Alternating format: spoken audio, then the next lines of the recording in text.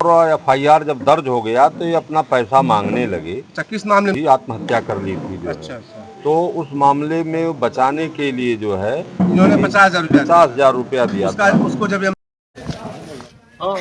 देख रहे हैं समाचार मुद्दा यूपी का। मैं प्रहलाद मौर्य। इस वक्त गगहा थाना के अंतर्गत चर्चित मामला जो बरई पार मुश्ताक हत्याकांड, जो पीट पीट कर मुश्ताक की निर्मम हत्या की गई, उसमें आज सपा के मंडल जो आए यहाँ पर पीड़ित परिवार से मिले और पीड़ित परिवार के सुने, और उसके बाद पीड़ित परिवार और सपा के प्रतिनिधिमंडल मंडल का आरोप है कि वो पैसे का लेन देन, जो 50,000 रुपए का लेन देन बताया जा रहा है। जो ये मुश्ताक की हत्या होती है, 15 अगस्त को थाने पर जाता है, थाने से फिर वह ठठौली चला जाता है, गाड़ी उसकी थाने पर रहती है। कि यह मामला पीड़ित परिवार अभी तक संतुष्ट नहीं है। क्या आगे और गिरफ्तारियां होगी? एक मामले में FIR दर्ज न हो उसके लिए जो है इनके द्वारा दी गई थी, मुश्ताक अंसारी द्वारा, रिश्तेदार का। और FIR जब दर्ज हो गया तो ये अपना पैसा मांगने लगे। अच्छा, किस मामले में दिया गया था माननीय? वो मामला जो था, इनके बहन की बहू जो थी आत्महत्या कर ली थी जो। अच्छा, अच्छा। तो उस मामले में बचाने के लिए जो है इन्होंने 50,000 रुपया दिया था। उसको जब ये मांगते हैं वो जब मांगने के लिए बार बार थाने पर गए, कई दिन थाने पर गए, तो यशोन के समझ में आया कि 50,000 रुपया देने से बढ़िया है कि इसकी हत्या क्यों न करा दी जाए। तो उसने जो है हत्या करवा दिया। किन लोगों से करवाया? अब वह जो है जो CCTV वो जो आया है वीडियो, वो वीडियो में उनकी फोटो स्पष्ट रूप से दिखाई दे रही है। जी बिल्कुल, 8-9 वीडियो वायरल हुए हैं। हाँ, 8-9 वीडियो वायरल हुए हैं। उसमें ठठौली गांव में जो है जहां पर उनकी हत्या की गई, तो उनको जो है ये मुलजिम नहीं बना रहे हैं। और सबसे बड़ी चीज़ जो है ये है कि रात में 4 बजे भोर में मोबाइल पर टेलीफोन आ रहा है उनकी लड़की के ऊपर। 4 बजे भोर में? 4 बजे भोर में। ये नंबर कहाँ से प्राप्त हुआ? ये नंबर, क्योंकि नंबर 2 दिन पहले ले लिया था यशो ने, मुश्ताक का मोबाइल ही ले लिया था। सुनने में आ रहा है गाड़ी, चाबी, मोबाइल थाने में थी। हाँ, सब थाने में था। मोबाइल कैसे आता है? फोन ठठौली गांव का कोई व्यक्ति जिनके जो नंबर हैं उन नंबरों से टेलीफोन कर रहा है, जिससे साबित हो रहा है कि यशो ने वो नंबर, लड़की का नंबर उन लोग अपराधियों को या गांव वालों को दिया और उससे इन लोगों ने टेलीफोन किया। इस पूरी घटना के पीछे मात्र 50,000 रुपया बचाने का मामला मतलब आपके कहने दिखाई दे रहा है। सीधा शब्द अर्थ सामने आ रहा है कि 50,000 रुपए के लिए मुश्ताक अंसारी की हत्या करवाई गई यशो के द्वारा। यशो के द्वारा या आपके सीधा आप कहना? हाँ, और यशो आज भी थाने पर यथावत बना हुआ है और वो उसके रहते जांच सीओ क्या करेंगे? आप किससे जांच कराना चाहते हैं? नहीं, हम लोग तो ये चाहते हैं कि पहले इसको सस्पेंड किया जाए, यशो को सस्पेंड किया जाए और इसका SIT से गठन करा करके इसकी जांच कराई जाए कि इनकी हत्या किस प्रकार हुई जो है। नेताजी, मुख्यमंत्री के गृह जनपद में इस प्रकार से अगर लूट हो रही है, इस प्रकार से कत्ल कराया जा रहा है, उस पर आपका क्या बयान है? भाई देखिए, यह तो माननीय मुख्यमंत्री जी को देखना चाहिए कि उनका चेहरा समाज के सामने किस रूप में देखा जाएगा कि 50,000 रुपया को खपाने के लिए जो है न देना पड़े, इसके लिए जो मांगने वाला है, जो देने वाला है, उसकी हत्या करा दी जाए। यह पूरी तरह से मान्यवर ये भी कहना गलत नहीं होगा कि लिंचिंग की कड़ी में एक और घटना जुड़ गया। हमारे देश में कई लिंचिंग और शक के आधार पर तमाम हत्याएं हो रही हैं। खासतौर से मुख्यमंत्री का ये गृह जनपद है, यहाँ पर भी अगर इसी तरह से लिंचिंग और शक के आधार पर हत्या हो, इसके बारे में आप क्या कहेंगे? देखिए, मैं तो पहले ये बात कहना चाहता हूँ कि थानाध्यक्ष की उसमें सहमति और थानाध्यक्ष उसमें संलिप्त नहीं होते तो हत्या होने के बाद उस लाश को परिवार को नहीं दिखाया जा रहा है और छुपाया जा रहा है। लाश को पोस्टमार्टम सीधे भेज दिया जा रहा है बिना परिवार की अनुमति, बिना परिवार को दिखाए, जबकि नियम यह है कि पहले वो परिवार को दिखाया जाए, चोटें पंचनामा बने और खोल करके दिखाया जाए कि चोटें कहाँ कहाँ हैं। यह नहीं किया गया। दूसरी चीज, कि FIR जो है, हत्या का FIR 2 दिन बाद 304 में दर्ज हो रहा है। तो क्या यह हत्या भी में- साबित करता है क्या कि हत्या यशो का में- इन्वॉल्वमेंट है। क्या हत्या में यह धारा लगती है हैं? जो आप बता रहे हैं? नहीं, हत्या में 304 नहीं लगता तो है। फिर ऐसा क्यों लगाया गया? BNS 105 लगा वो नहीं, BNS की नई धारा है, वो पुरानी धारा हम लोगों को याद है, उसको बता दे रहा हूँ।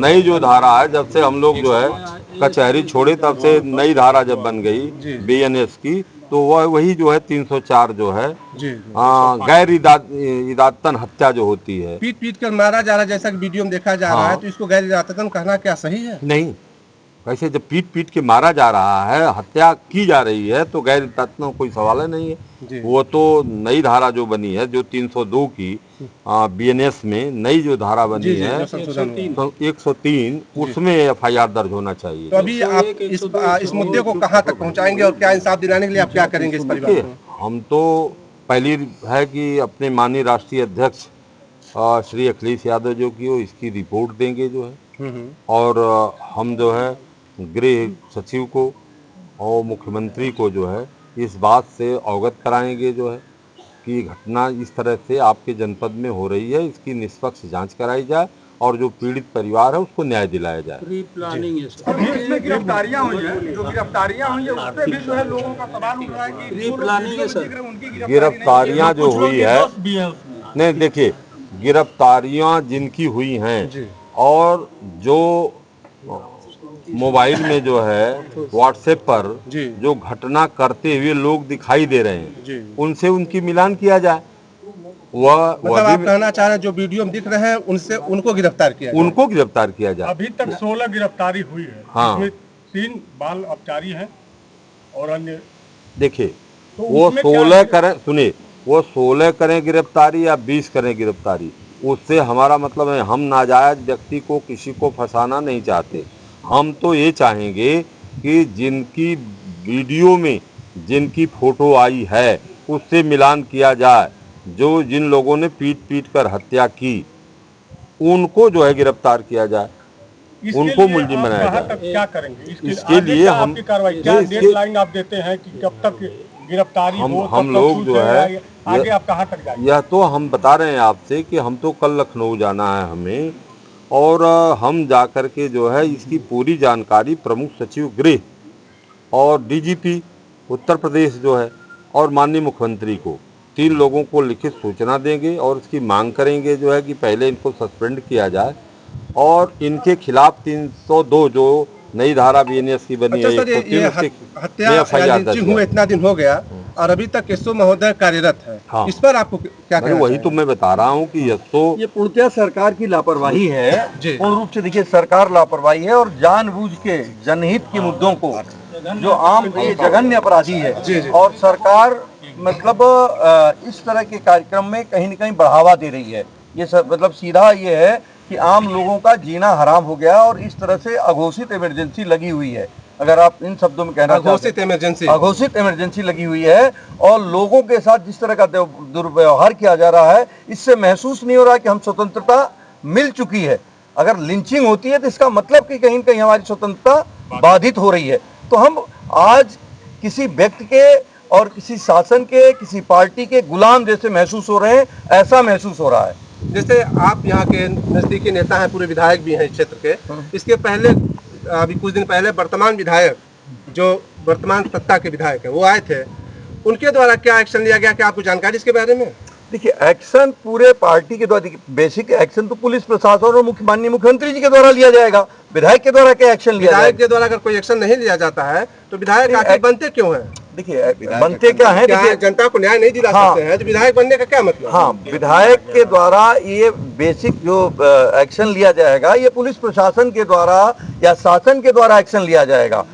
विधायक अपनी वहाँ सूचना दे सकते हैं, बात कर सकते हैं। जैसे आप आए हैं, नेता प्रतिपक्ष हैं विधान परिषद के, तो आप विधान परिषद में इस बात को उठाने का काम करेंगे, साथ ही साथ अपने राष्ट्रीय अध्यक्ष को बताने का काम करेंगे, माननीय मुख्यमंत्री को अवगत कराने का काम करेंगे और सबसे ये मांग करेंगे कि जो ये मॉब लिंचिंग हुई है इसमें जो भी दोषी व्यक्ति वीडियो में दिखाई दे रहे हैं उनको बुलाया जाए, उनसे वार्ता की जाए कि भाई कौन कौन लोग वो थे जो मार रहे थे, क्योंकि भाई वो तो वही लोग बता सकते हैं ना कि कौन कौन लोग थे। जी 8-9 वीडियो वायरल हुए हैं, जितने वीडियो में उन सभी लोगों को बुलाया जाए। और सबसे बड़ी बात हमारे ख्याल से पार्टी की तरफ से और अपनी तरफ से मांग करते हैं कि, और आप लोगों के माध्यम से मांग है कि जो लोग भी इसमें संलिप्तता जिनकी संदिग्ध है उनको पहले हटाया जाए और जांच किसी निष्पक्ष और बड़े अधिकारी द्वारा कराई जाए।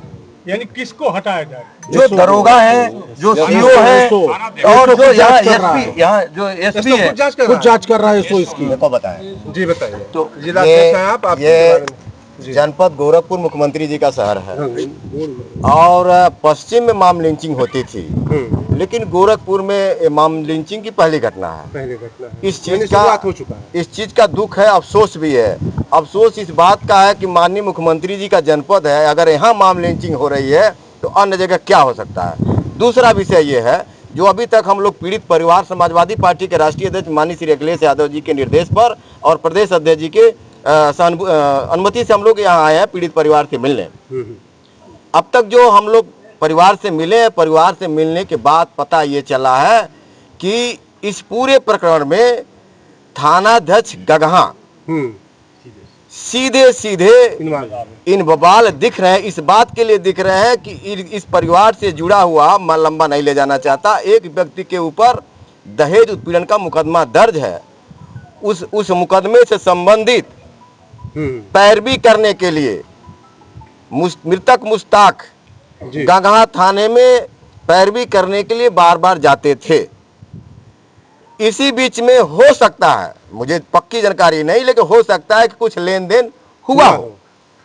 उस लेन देन का ऐसा परिवार बयान कर रहा है। ऐसी स्थिति में 15 अगस्त को सुबह मृतक मुश्ताक अपनी मोटरसाइकिल से गगहा थाने में जाते हैं।